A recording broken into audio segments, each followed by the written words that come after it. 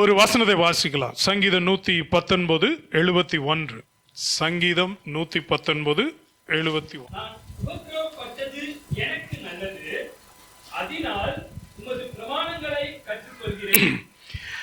நான் உபத்திரவப்பட்டது எனக்கு நல்லது, அதனால் உமது பிரமாணங்களை கற்றுக்கொள்ளுகிறேன். It was good for me to be afflicted so that I might learn your decrees. ஆண்டவரே, வாழ்க்கையில நான் கஷ்டப்பட்டது நல்லது, இதனால நான் நிறைய காரியங்கள், குறிப்பாக உம்முடைய வார்த்தையை நான் கற்றுக்கொள்ளுகிறேன். இது ஏன் இதை போகிற வாரம் பொழுது யோசிச்சு கொண்டு இருந்தேன். காரணம் என்னன்னு சொன்னால், எங்களுக்கு நல்லா தெரிஞ்ச ஒரு தம்பி, புதுசாக திருமணமானவர்கள், புதுசானா ஒரு 3 வருஷம் ஆச்சு. அவர்கள் எதிர்பார்த்த ஒரு காரியம் நடக்கலை. அப்போ ரொம்ப வாஞ்சியோடு எதிர்பார்த்துருந்தாங்க. அப்போ ஒரு பெரிய இழப்பாகி போச்சு.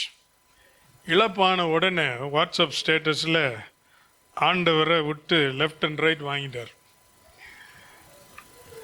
அந்த போஸ்ட்டை பார்த்தா மனவேதனை. இப்படி ஆண்டவரை போற்ற வேண்டிய ஒருத்தர் இப்படி தூற்றி கொண்டிருக்கிறானே. அப்போ ஒரு பக்கம் சொல்லுகிறது, அவனுக்கு எழுதணும், அவனுக்கு சொல்லணும், இப்படி செய்யாத அப்படின்னு. ஆனால் நம்ம சொன்னால் அவன் கேட்பானா, இல்லாட்டி நீயும் வேணான்னு சொல்லிடுவானா அப்படின்னு சொல்லிட்டு பேசாமல் இருந்தேன்.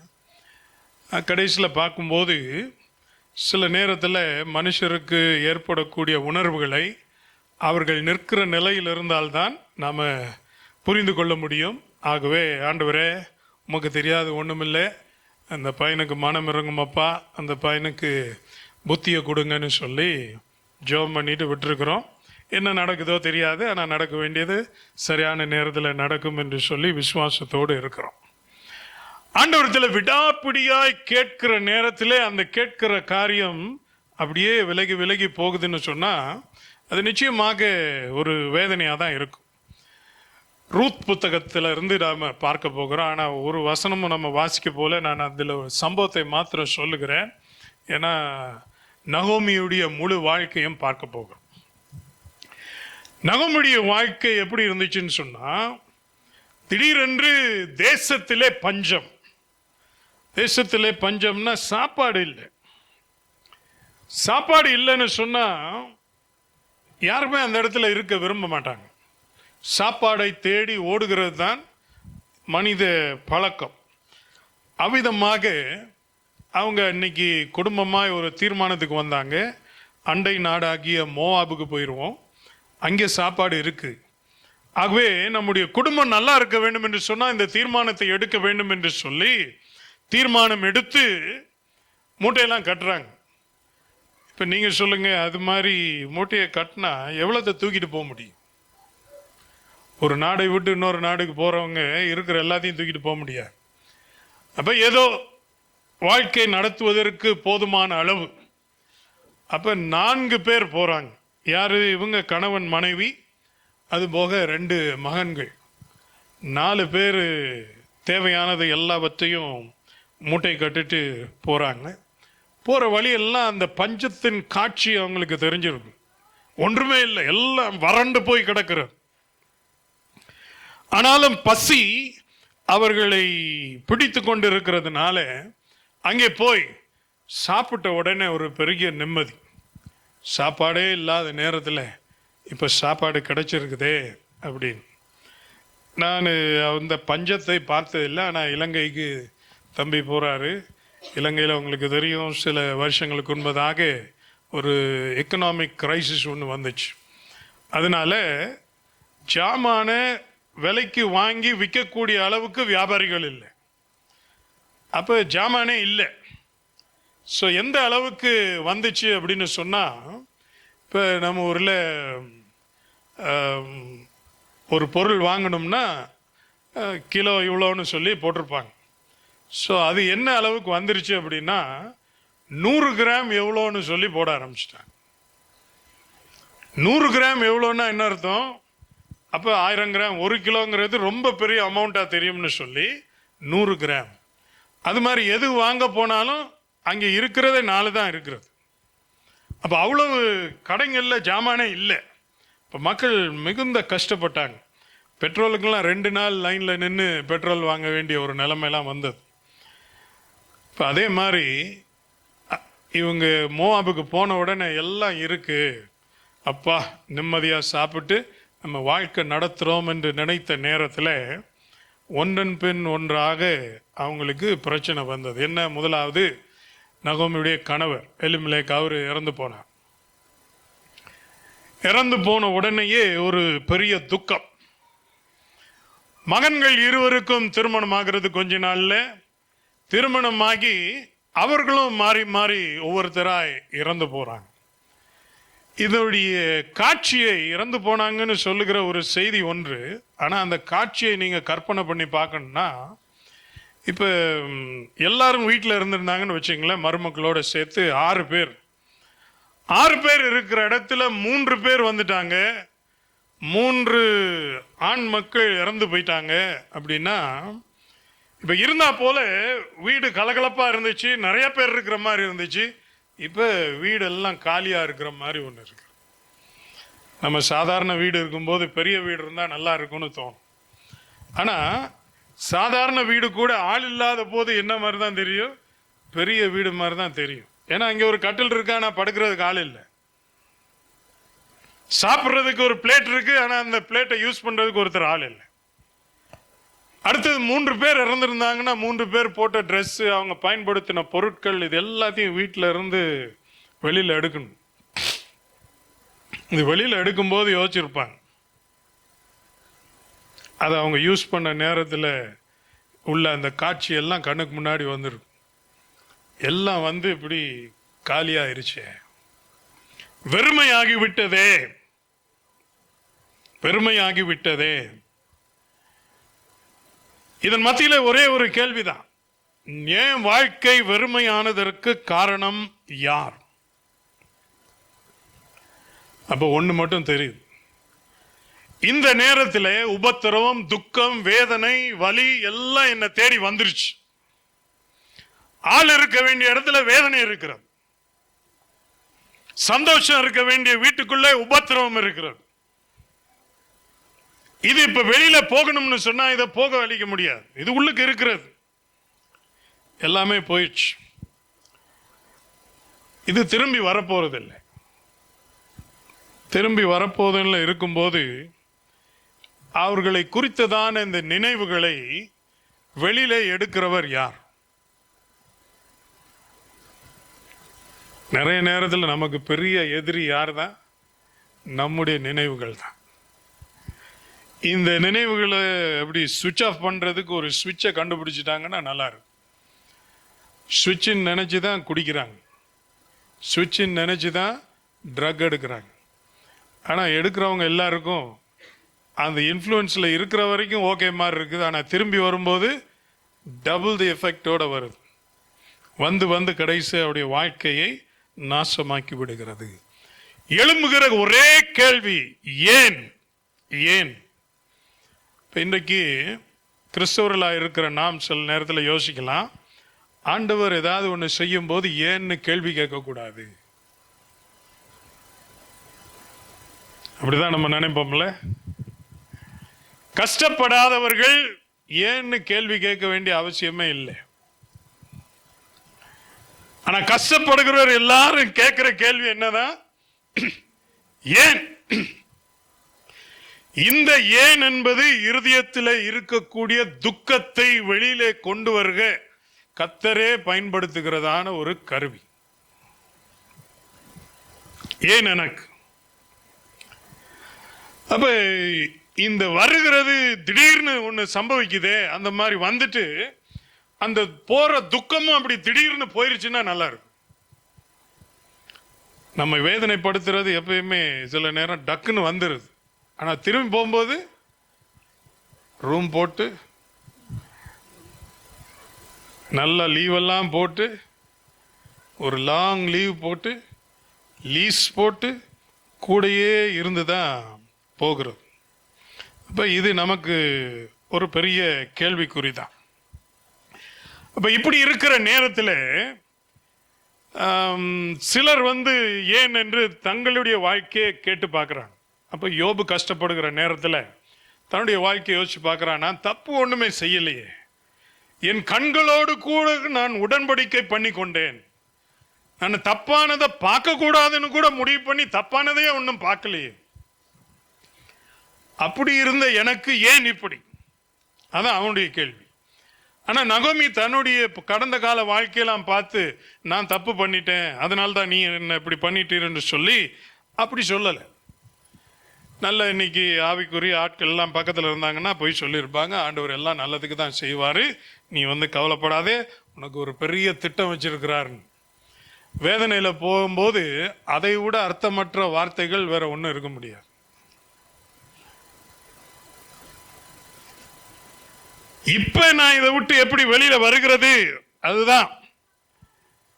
அப்ப என்னுடைய நிலைமையை விவரிப்பதற்கு சரியான வார்த்தை என்ன? How do I explain myself? தெரியாது. ஆனா இதெல்லாம் நடந்து முடிந்ததுக்கு அப்புறம் தான் சங்கீதக்காரன் சொல்லுகிறான். என்ன சொல்லுகிறான்? நான் உபத்திரவப்பட்டது எனக்கு நல்லது, எனக்கு நல்லது. ஏனென்றால் இதிலே நீர் யார் என்பதை நான் கண்டு கொண்டேன். இந்த வார்த்தைகள் எப்ப வருகிறது? உபத்திரவப்பட்டு முடிந்த பின்பு. உபத்திரவத்தில் இருக்கும்போது வரல. ஆனா உபத்திரவத்திலும் சங்கீதக்காரனும் கேட்ட கேள்வி என்ன? தேவனே தேவனே ஏன் என்னை கைவிட்டீர்? அதே கேள்வியை இயேசுவும் கேட்டார். ஏன் என்ற கேள்வி கேட்பதில் தவறு இல்லை, ஆனால் கேட்டுட்டு அதோடு நின்றுகிறது தான் நமக்கு பிரச்சனை.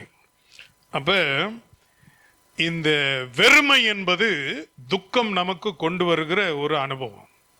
நம்மிடத்தில் இருக்கிற சந்தோஷத்தை எடுத்து டேங்கை காலி பண்ணிரு, நமக்கு இருக்கிற நிம்மதியை எடுத்து டேங்கை காலி பண்ணிரு, நமக்கு இருக்கிற வேற என்னெல்லாம் ஓய்வு எடுக்கிறது, தூக்கம் போச்சு, எல்லாம் இப்படி போயிட்டு இருக்கும்போது இதிலே பிறக்கிற வார்த்தைகள் தான் புலம்பல்.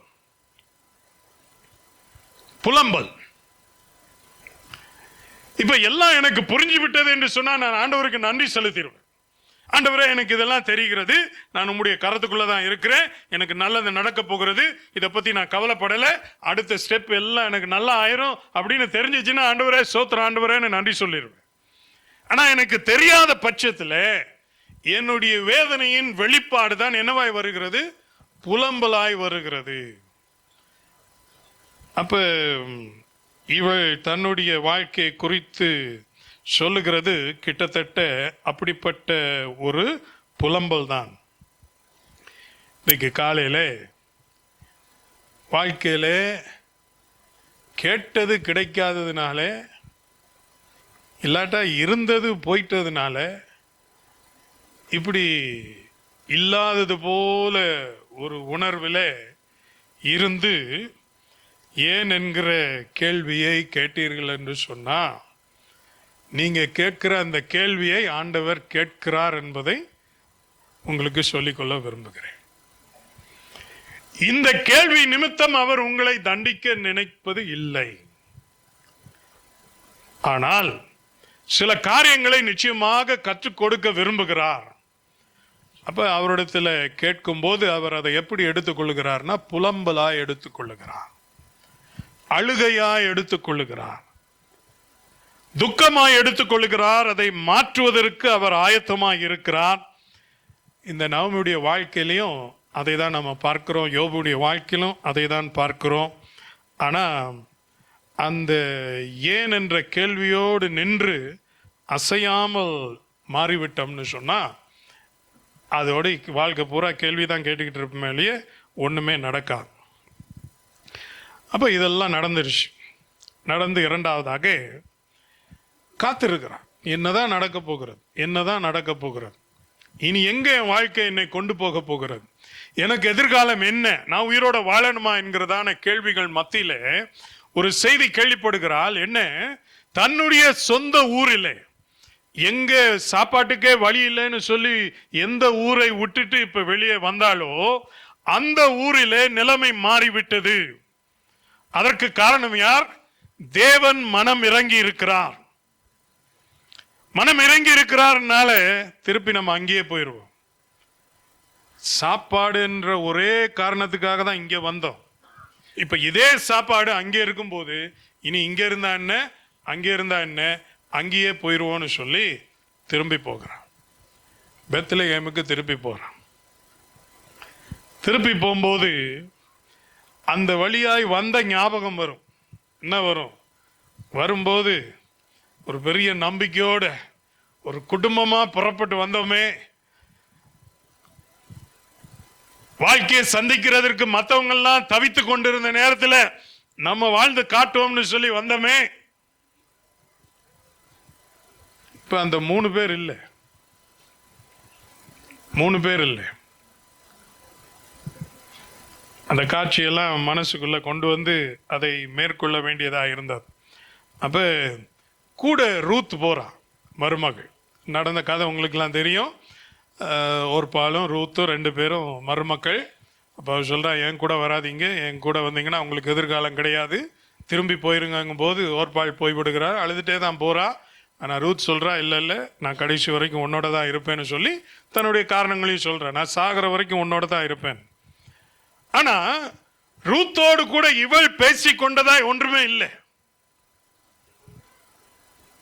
தன்னுடைய வேதனையை ரூத்து கிட்ட சொல்லி ரூத்து வந்து இல்லை நீங்க அழாதீங்கம்மா அப்படி இப்படின்னு தட்டி கொடுத்தா, அப்படிலாம் ஒன்றுமே இல்லை. அப்படின்னா என்ன? தன்னுடைய உணர்வுகளை வெளிப்படுத்தாதபடிக்கு எல்லாவற்றையும் அடைத்து வைத்துக் கொண்டார். ஒரு பூட்டப்பட்ட அறை மாதிரி அவருடைய இருதயம் மாறிடுச்சு. இந்த எல்லாத்தையும் உள்ளுக்குள்ளேயே வைத்து இப்படியே உள்ளுக்குள்ளேயே புலம்பிட்டு இருக்கிற ஆளு ரொம்ப கஷ்டமான ஆள். எத்தனை பேர் அந்த மாதிரி ஃப்ரெண்ட் எனக்கு வேணும்னு சொல்லி கேட்பீங்க?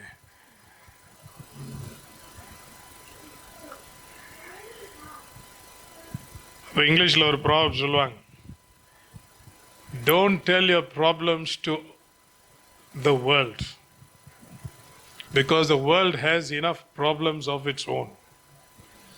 உங்க கஷ்டத்தை போய் உலகத்துக்கு சொல்லாதீங்க, ஏன்னா உலகத்துல ஏற்கனவே நிறைய பிரச்சனை இருக்குது.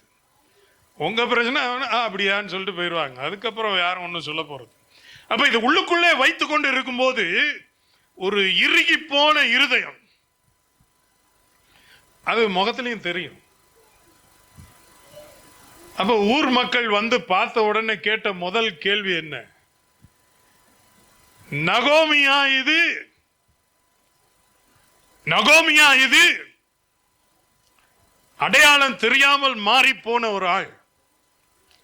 அடையாளம் தெரியாமல் மாறி போனால் துக்கம் எந்த அளவுக்கு அவளை மாற்றி இருக்கிறதுன்னு பாருங்க. அடுத்தது அந்த பேரை சொன்ன உடனே அவளுக்கு சொல்லுது, தயவு செய்து அந்த பேரை சொல்லாதீங்க, ஏன்னா அது இனிமையானவள்னு இருக்கு. அந்த அர்த்தத்தை கேட்க கேட்க இவருக்கு இன்னும் கோபம் வருகிறது. அதனால ஒரு வார்த்தை சொல்றா, என்னன்னு கூப்பிடுங்க, மாறாள்னு கூப்பிடுங்க. மாறாள் என்றால் கசப்பு என்ற அர்த்தம். யாராவது தங்களுக்கு அப்படி ஒரு பேர் வேணும்னு சொல்லி கேட்பாங்களா? ஆனா நம்ம ஊர்ல சில காட்சியெல்லாம் நம்ம பார்ப்போம்.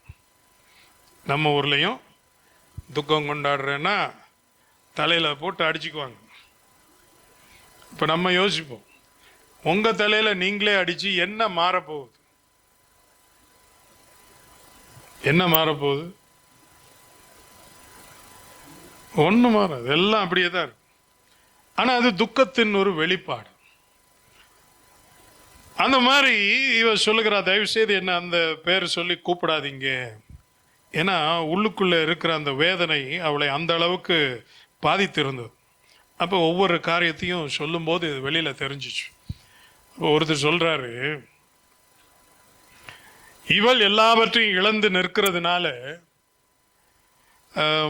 எந்தெந்த பெண்கள் எல்லாம் சிரிச்சு தன்னுடைய கணவரோட சந்தோஷமா போறாங்களோ அவங்களெல்லாம் பார்க்கும்போது எப்படி இருந்திருக்கும்?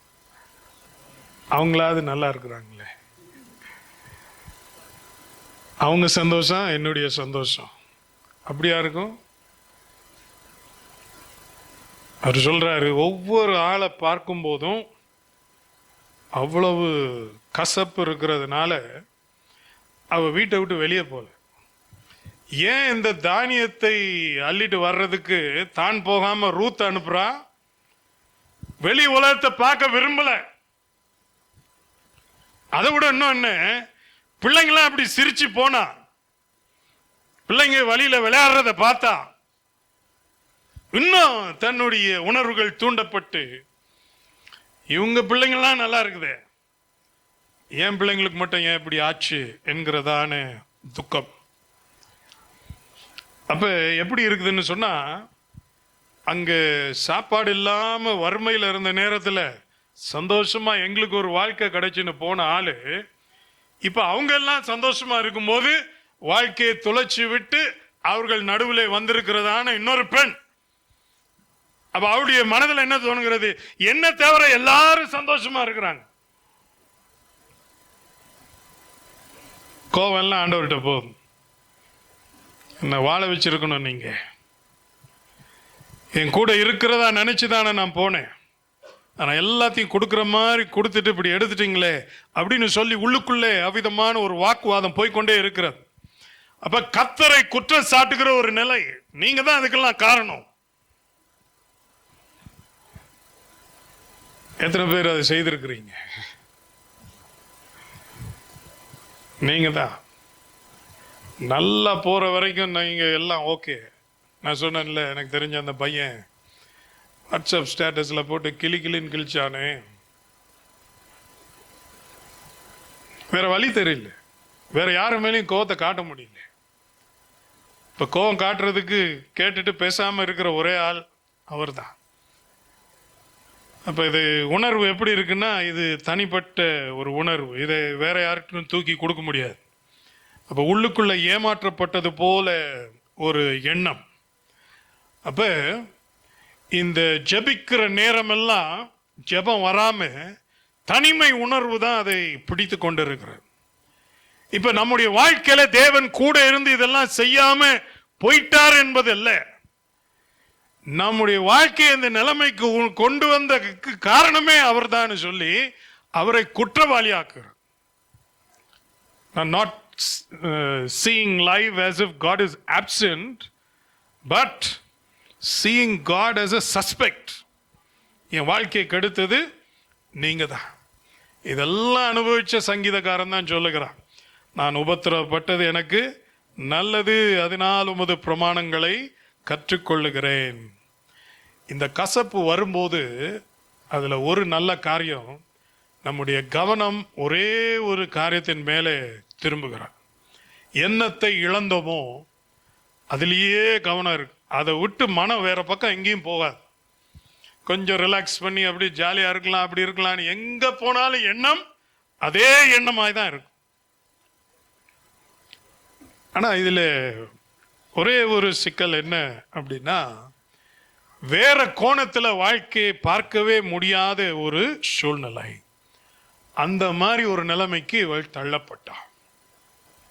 அப்படி தள்ளப்பட்ட ஒரு ஆளுக்கு ஆண்டவர் மாற்றத்தை கொண்டு வருவதற்காக பயன்படுத்தின ஒரு நபர் யாரு?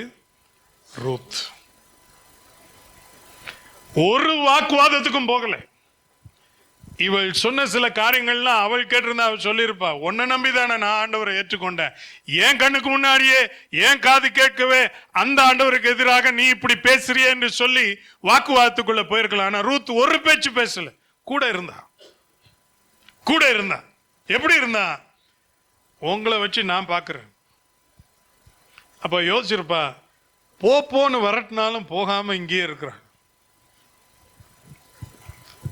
நீ என்னோட இருக்க வேண்டாம் போயிரு அப்படின்னு சொன்ன ஒரு ஆள் கூட இருக்குதுங்கும் போது அதை ஆரம்பத்தில் அவளுக்கு பெருசா எடுத்துக்கொள்ள தெரியல. அவள் நினைச்சா இவள் சுமை என்று சொல்லி, என் வாழ்க்கையில என்னையும் நான் பார்த்துக்கணும், இவளையும் நான் பார்த்துக்கணும் அப்படின்னு நினைச்ச நேரத்தை கடந்து இப்ப அவளை அனுப்பி வைக்கிறான். அனுப்பி வச்சா அவள் போவாஸ் இடத்துல போகிறாள். போய் அவங்களுக்கு கிடைக்க வேண்டிய இந்த தானியம் சாப்பாடு எல்லாத்தோட திரும்பி வர்றா. தாராளமாக இருக்கிறது. அப்போ அவ யோசிச்சு பார்க்குறா, என்னுடைய நிலைமைக்கு முதல்ல எனக்கு சாப்பாடு கிடைக்கிறதே கஷ்டம். ஏன்னா இருக்கிறது எல்லாத்தையும் விட்டுட்டேன், எல்லாம் போச்சு. இரண்டாவது, என்னுடைய மருமகளை இப்படி ஒரு பாதுகாப்பு இல்லாமல் நான் அனுப்பினால் என்ன வேணா நடக்கலாம். ஆனா ஒன்று நடக்காதபடிக்கு சுகமாய் திரும்பி வருகிறாள். அதுக்கும் மேலாக அவள் மேலே கருணை காட்டுறதுக்கு இன்னொரு ஆள் இருக்குது அப்படின்னு யோசிச்சு பார்க்கும்போது அங்கதான் ஆண்டவருடைய கிருபை கொஞ்சம் வருகிறதை பார்க்கிறோம். நிறைய நேரம் நம்ம யோசிப்போம், கிருபைன்னு சொன்னா வானத்திலிருந்து அப்படியே கொட்டும். மாடியில போய் நின்னோம்னா அப்படியே காலையில தலைக்குள்ள கிருபை கொட்டும். நிறைய நேரம் கிருபை வருகிறது நம்ம கூட இருக்கிற ஆள் மூலமா தான். ஆண்டவர் ஒரு நோக்கத்தோட தான் ஒவ்வொருத்தரையும் நம்ம கூட கொண்டு வந்து விட்டுருக்கிறார். அன்னைக்கு அவன் நினைச்சா ரூத்து வேண்டான், ஆனா ரூத்து விடாப்பிடியா வந்ததுனால பிற்காலத்துல தான் தெரிஞ்சுக்கிட்டான் ரூத்தை கொண்டுதான் தன்னுடைய வாழ்க்கையை கட்டப்போகிறாள். ஆகவே ஏன் என்று கேள்வி கேட்டுக்கொண்டிருந்த அதே நேரத்தில் கர்த்தர் எந்த ஒரு சூழலை ஏற்படுத்தினாரோ இதை அப்படியே பின்பற்றி போவோம் என்று சொல்லி ஸ்டெப் பை ஸ்டெப்பா போ. கஷ்டம். சரி, இன்னைக்கு சாப்பாடு கிடைச்சிச்சு, அப்ப எல்லா பிரச்சனையும் தீர்ந்துருமா? எல்லா பிரச்சனையும் தீர்ற நேரத்தில் தீரும். இன்னைக்கு சாப்பாடு கிடைச்சில்ல, சாப்பிடு, சந்தோஷமா தூங்கு. இது தினசரி வாழ்க்கையா மாறுச்சு, தினசரி வாழ்க்கையாய் மாறுச்சு. அப்ப அவள் ஆண்டவரிடத்துல கேட்க ஆரம்பிச்சது எப்படி மாறி இருக்கும்?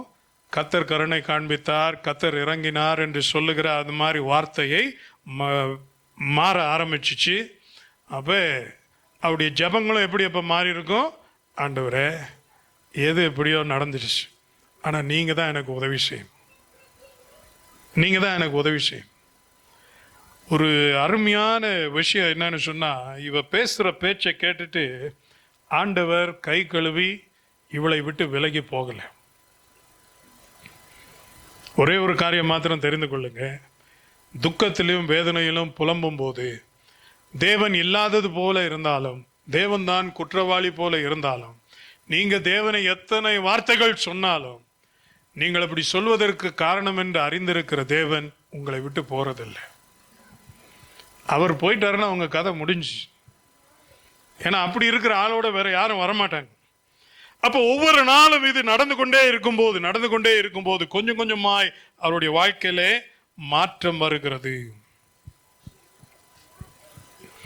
இப்ப என்ன போச்சுன்றத பத்தி இருக்கிறதான எண்ணம் மாறி போய் எவ்விதமாக தேவைகள் சந்திக்கப்படுகிறது, வாழ்க்கை ஓடுகிறது என்பதை குறித்து யோசிக்க ஆரம்பிக்கிறார். அந்த நேரத்தில் தான் தேவன் கூட இருக்கிறார், தேவன் மனம் இறங்குகிறார், எல்லாவற்றும் கொஞ்சம் கொஞ்சமா தெரிய ஆரம்பிக்குது. இன்னைக்கு நமக்கு சொல்லி கொடுக்குறாங்க, ஃபியூச்சரை பிளான் பண்ணுங்க, 10 வருஷத்துக்கு பிளான் பண்ணுங்க, 20 வருஷத்துக்கு பிளான் பண்ணுங்க, மெகா பிளான் போடுங்க. எந்த பிளான் போட்டாலும் அது யார் தான் வாய்க்க பண்ணணும்? ஆண்டவர் தான் வாய்க்க பண்ணணும், திருப்பி அவர்கிட்ட தான் போகணும்.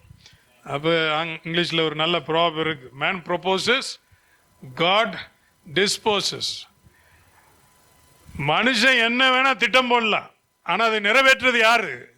கர்த்தர் தான். அதனால இவ எதிர்காலம். அப்ப அந்த ரூத் கிட்ட பேசும்போது எப்படிதான் பேசுனா, இனி நான் ஒரு பிள்ளை பெத்து உனக்கு நான் அந்த பிள்ளைய கனவு கொடுத்து அதுக்கப்புறம் ஒரு வாழ்க்கை வருமா? ஏய், என்ன பேசுற நீ? இது 25, அது ஒரு 10-15, இப்ப 40 வருஷம் பிளான் போட்டிருக்கிற. நாளை தினம் சாப்பாடுக்கு வழி இல்லை, அதை பத்தி பேசுவியா? நீ என்ன 40 வருஷம் பிளான் பேசிட்டு இருக்கிற? ஆனா கர்த்தர் சொன்னார், நான் உனக்கு ஒவ்வொரு நாளும் தேவையானதை தருவேன் என்று சொல்லி. அதனால கஷ்டத்துக்குள்ள இருக்கிற ஒவ்வொருவருக்கும் நான் சொல்லுகிறேன், 40 வருஷம் பிளான் செட் ஆக மாட்டேங்குதுன்னு சொல்லி இன்னைக்கு கர்த்தர் கொடுக்கிற அருமையான நன்மைகளை தூக்கி எறிஞ்சிடாதீங்க.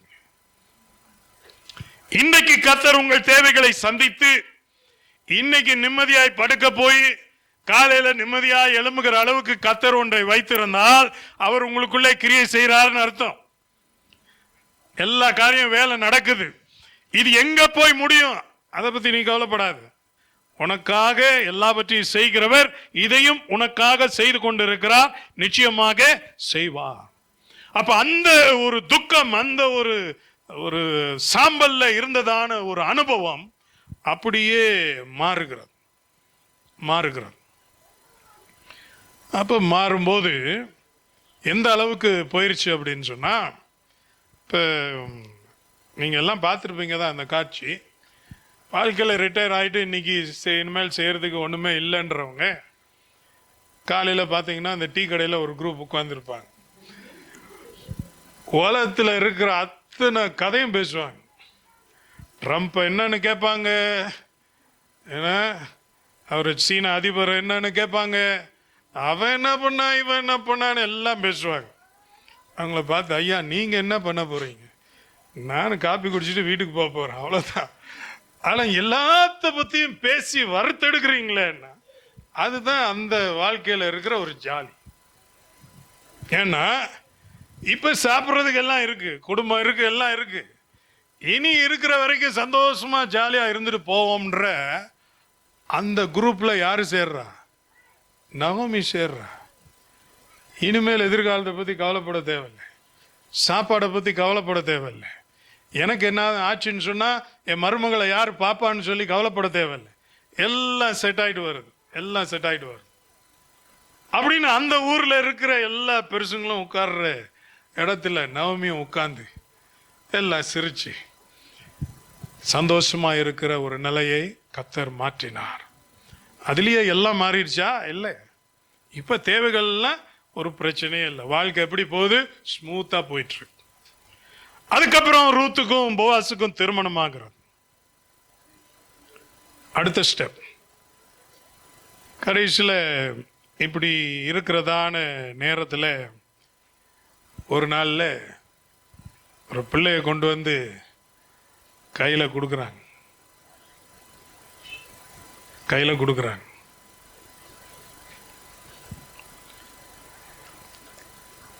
ஃப்ளாஷ்பேக்னு சொல்லி காட்டுறதுக்கு இருந்துச்சுன்னு சொன்னால், நான் கற்பனை பண்ணி பார்த்தேன் நவமி மனசில் என்னவெல்லாம் ஓடி இருக்கலாம்.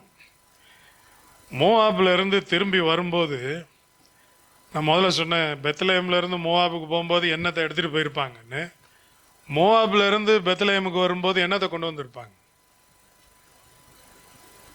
மூட்டை. அந்த மூட்டை என்ன நம்பிக்கை கொடுத்துருக்கும்? அவங்க சொல்லியிருப்பாங்களா, என் வாழ்வாதாரமே இதில் தான் இருக்குது, என் சர்டிஃபிகேட் இருக்குது, ஃபிக்ஸட் டெபாசிட் இருக்குது, நான் வாங்கின நகை நட்டுலாம் இதை வச்சிருக்கிறேன், நான் பெத்லஹேமுக்கு போய் அப்படியே கலக்க போறேன்டா ஒரு மூட்டையை தூக்கிட்டு வந்தாங்க. அது சும்மா பேருக்கு ஒரு மூட்டை, அங்க ஒண்ணுமே இல்லை. அப்படி ஒரு மூட்டையை தூக்கிட்டு வந்த ஒரு ஆளுடைய கையில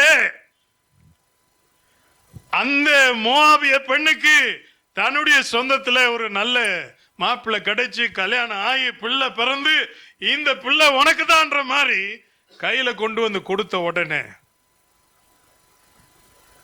இப்ப பேசாம இருக்கிறான், சிரிக்கிறான். ஒரு பெரிய சந்தோஷம்.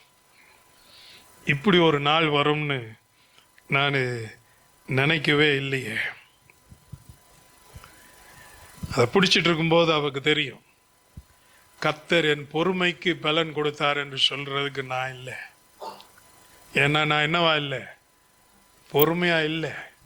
நான் பெதற்றினேன், வளர்னேன், வாய்க்கு வந்தபடிலாம் பேசினேன், ஆண்டவரை கேள்வி கேட்டேன், ஆண்டவர் இப்படி செஞ்சிட்டாரு அப்படி செஞ்சிட்டாருன்னு அவர் பேர்ல குற்றம் சொன்னேன். எல்லாரும் பார்த்த உடனே எனக்கு கோவம் வந்துச்சு, உள்ளுக்குள்ள இருந்து கசப்பா வந்துச்சு. ஆனா நான் எல்லாம் மாறி போய் கையில ஒரு பிள்ளையோடு இருக்கிறேன்னு சொல்லும் போது கர்த்தர் சொல்லியிருப்பார், நீ என்கிட்ட வரும்போது பீஸ் பீஸா வந்த, நீ என்ன நினைச்ச? எல்லா பீஸையும் அப்படி உஷ்ன்னு செஞ்சா உடனே அதெல்லாம் ஒட்டிக்கும்னு நினைச்சேன். ஆனா நீ அந்த பெதற்றிக்கிட்டு இருக்கும்போது, நீ வளரிட்டு இருக்கும்போது, நீ புலம்பிட்டு இருக்கும்போது நான் செஞ்சது ஒரே ஒரு காரியம்தான். ஒவ்வொரு பீஸா தச்சு தச்சு தச்சு தச்சு தச்சு இந்த பீஸா போன எல்லாத்தையும் திரும்பி நான் அப்படியே ஒன்னா சேர்த்து நீ எப்படி இருக்கணுமோ அப்படி உன்னை கொண்டு வந்து விட்டுருக்கிறேன்னு சொன்ன. நீங்க புலம்புற நேரத்திலையும் உங்கள் மேல் அன்பு வைத்திருக்கிற ஆண்டவர் இதை தான் செய்கிறார். அதனால்தான் சங்கீதக்காரன் சொல்லுகிறான், நான் உபத்திரப்பட்ட நல்லது, ஏன்னா ஆண்டவர் எப்படிலாம் கிரியை செய்கிறார், என்னை விட்டு போவதில்லை என்பதை எல்லாவற்றையும் இதனால் நான் கற்றுக்கொண்டேன். இதனால எனக்கு நல்லது, இனி வாழ்க்கையில எது வந்தாலும் சந்திப்பேன் என்கிற ஒரு நிலையிலே அந்த வார்த்தையை பேசுகிறான். இதுல இருந்து வரக்கூடிய சில உண்மைகள் வேதம் நமக்கு கற்றுக் கொடுக்கிறது என்ன? நான் புலம்புனா ஆண்டவர் என்னை விட்டு ஓடிட மாட்டார். அது மனுஷர். எனக்கு இப்படி ஆயிடுச்சு, ஐயோ நான் என்ன இப்படி என்ன இப்படி பண்றாங்களே, எனக்கு இப்படி பண்றாங்களே. ஒரு தடவை 2 தடவை மனுஷர் கேட்பாங்க. அதுக்கப்புறம் கீரல் விழுந்த ரெக்கார்ட் மாதிரி இதையே இந்த ஆள்கிட்ட போனா இதை தவிர வேற பேச்சே இருக்காதுன்னு உங்க பக்கமே வரமாட்டாங்க. போன் அடிச்சா எடுக்க மாட்டாங்க, மெசேஜ் போட்டா பதில் போட மாட்டாங்க. ஆனா ஆண்டவர் மட்டும் புலம்பலை கேட்கிறவர். இந்த பிதற்றுகிற இந்த முட்டாள்தனமான பேச்சையும் கேட்டு அதற்கு செய்ய வேண்டியதை செய்கிறான். அப்ப புலம்பணும் போல இருக்கும்போது எனக்கு ஒண்ணுமே இல்லையே, எனக்கு வலிக்கவே இல்லையே அப்படின்னு நம்ம நடிக்கணும்னு சொன்னா நம்ம லூஸ் ஆயிடணும். ஆண்டவர் நம்மளை யாராக சொல்லல, எல்லாம் லூஸ் ஆயிருங்க. வலிச்சாலும் நீங்களாம் என்ன செய்யணும்? சிரிச்சுக்கிட்டே இருக்கணும். எனக்கு வலிக்கலையே, எனக்கு வலிக்கலையே. அப்போ உங்களை வேற இடத்துல தான் கொண்டு போய் விடணும். ஆண்டவர் நம்மளை யாரா மாற சொல்ல, லூஸா மாற சொல்ல. வலிச்சதுன்னா வலிக்குன்னு சொல்லு, கஷ்டமா இருக்குன்னா கஷ்டமா இருக்குன்னு சொல்லு. ஆகவே முதல்ல தெரிஞ்சது என்ன? புலம்பினால் புலம்பல் தேவனை அவள் வாழ்க்கையிலிருந்து விரட்டவில்லை என்பதை கற்றுக்கொண்டான். இரண்டாவதாக, நம்ம என்னதான் சொன்னாலும் சுத்தி சுத்தி கடைசியில் யார்கிட்ட தான் வரணும்? ஆண்டவர்கிட்ட தான் வரணுன்றதை கற்றுக்கொண்டான். ஏன்னா ஒரு உடைந்து போன வாழ்க்கையை கற்றி எழுப்பக்கூடிய ஒரே ஒரு தகுதி உள்ளவர் ஆண்டவர் மாத்திரம்தான். அவரை சார்ந்திருக்கும் போது, அவருடைய நேரத்துக்காய் காத்திருக்கும் போது அது ரொம்ப நம்மை கீழ்ப்படுத்துகிறது போல தோன்றும். ஏன்னா ஒரு அவமானம் போல தோன்றும். It can be very humiliating. ஆனால் ஆண்டவர் சொல்றார், அப்படி நினைக்காதே, அந்த இடத்துல நான் உன்னை மாற்றிக்கொண்டிருக்கிறேன். இந்த சின்ன சின்ன காரியங்கள் மூலமாக, கடைசியாக சின்ன சின்ன காரியங்கள் மூலமாக கத்தர் கட்டி நினைக்காத அப்படிப்பட்ட ஒரு நன்மையை திடீரென்று செய்ய அவர் வல்லவராய் இருக்கிறார். உங்களுக்கும் செய்வார். அதனால உங்களுக்கு இன்னைக்கு பெருசா ஒன்றும் நடக்கலையே, பெருசா ஒன்றும் நடக்கல, ஆனால் சின்ன சின்னதா நடந்துட்டு இருக்கிறத மறந்துடாதீங்க. இன்னைக்கு அந்த சின்ன சின்னதுக்கு நன்றியுள்ளவர்களா இராத வரைக்கும் ஒன்றுமே கண்ணுக்கு தெரியாது. அதனால்தான் புலம்பல் புஸ்தகத்திலே எழுதி இருக்குது என்ன? நாம் நிற்பதும் நிர்மூலமாகாததும் அவருடைய கிருபையே. எங்கேயா இருக்கு கிருபை? வாழ்க்கையை நாசமா போச்சுன்னு சொல்லுகிற அந்த நேரத்துல ஒரு காரியத்தை கர்த்தர் அவங்களுக்கு விளங்க பண்ணுகிறார். அவன் அதை சொல்லுகிறான். என்ன சொல்லுகிறான்? இன்னைக்கு நான் உயிரோடு இருக்கிறேன், அழிந்து போகவில்லை. அப்படி என்றால் கர்த்தருடைய கிருபை என்னை தாங்குகிறது. அப்ப கர்த்தர் என்னோடு கூட இருக்கிறார் என்பதை நான் உணர்ந்து கொள்ள வேண்டும். இன்னைக்கு அப்படி வெறுமையான சூழ்நிலையில உட்கார்ந்து கொண்டிருக்கிற ஒவ்வொருவரும் நீங்கள் தெரிந்து கொள்ளுங்க, கர்த்தர் உங்களுக்கு கிருபையை சிறிது சிறிதாக அழித்து கொண்டிருக்கிறார். என்னெல்லாம் அவர் நல்லது செய்கிறாரோ அதை நினைச்சு நன்றி செலுத்துங்க. கஷ்டப்படுறதுக்கு நன்றி அல்ல, ஆனா அந்த கஷ்டத்திலும் சில சிறு சிறு கிருபைகளை பெற்றுக் கொண்டிருக்கிறீர்களே, அதற்காக ஆண்டவருக்கு நன்றி சொல்லி தொடர்ந்து பிடித்து கொண்டிருங்க. ஆண்டவர் நிச்சயமாக ஒரு மாற்றத்தை கொண்டு வருவார். அடுத்தது கொஞ்சம் பேர் சொல்லுவீங்க, அப்பாடா எனக்கெல்லாம் இந்த மாதிரி பிரச்சனை இல்லைப்பா, என் வாழ்க்கை ஸ்மூத்தாக போயிட்டு இருக்குது, எனக்கு இப்படி பெரிய ஆக்சிடெண்ட்லாம் ஆகலை, எனக்கு இப்படி ஒரு பெரிய இழப்பெல்லாம் ஏற்படலை, நான் ஸ்டடி.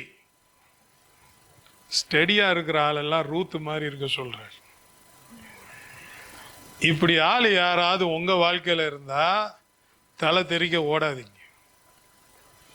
இல்ல யோபுடைய நண்பர்கள் மாதிரி கூட போய் உட்கார்ந்து அப்படியே வாதாடி இந்த யோபு அப்படியே குற்றப்படுத்தி அப்படியே அவனை அமைக்கி வைக்கணும்னு சொல்லி முயற்சி பண்ணாது. நீங்க போய் உட்கார்ந்தீங்கன்னா அந்த புலம்பல் தான் ஓடும். அரைச்சமாவே அரைப்பாங்க, திருப்பி திருப்பி கேட்டு நம்முடைய காதுல ரத்தம் வர்ற அளவுக்கு அந்த அளவுக்கு இந்த கதையை திருப்பி திருப்பி சொல்லுவாங்க. அப்படி தொடச்சிட்டு தோல்ல ஒரு கையை போட்டு ஒரு ஜெபத்தை பண்ணிட்டு வாங்க. சாதாரண காரியம் மாதிரி தான் இருக்கும். ஆனா கர்த்தருடைய அன்பு நான் சொன்ன மாதிரி வானத்திலிருந்து விழுறதில்லை. அவர் தம்முடைய ஆட்களா வச்சிருக்கிறார். ஆனா ரூத்து மாதிரி இருக்கிற நிறைய பேர் இன்னைக்கு ஓடி போயிடுறாங்க. ஓர்பால் பார்த்தா இவ சொல்றது சரிதான், நம்ம இனிமேல் நவமியோட கூட இருந்து நமக்கு ஒரு எதிர்காலமே இல்லைன்னு சொல்லி திரும்பி போயிட்டான். ஆனால் ரூத் சொன்னான், நான் இங்கே தான் இருப்பேன். நியாயமா யாருக்கு எதிர்காலத்தை பற்றி கவலைப்பட்டிருக்கணும்? ரூத்து தான். உனக்கு வயசாகி போச்சு, நீ கொஞ்ச நாளில் போய் சேர்ந்துருவ, எனக்கு வாழ்க்கை என்ன? ஆனால் அவன் அதை பற்றி யோசிக்கல. என் மாமியாரை நல்லா வாழ வைக்கணும்னு ஒரு தீர்மானம் எடுத்து கொடியே நின்னான். இன்னைக்கு அப்படி கூட நிற்கிற ஒரு ஆளாயும் கர்த்தர் உங்களை பார்க்கிறான்.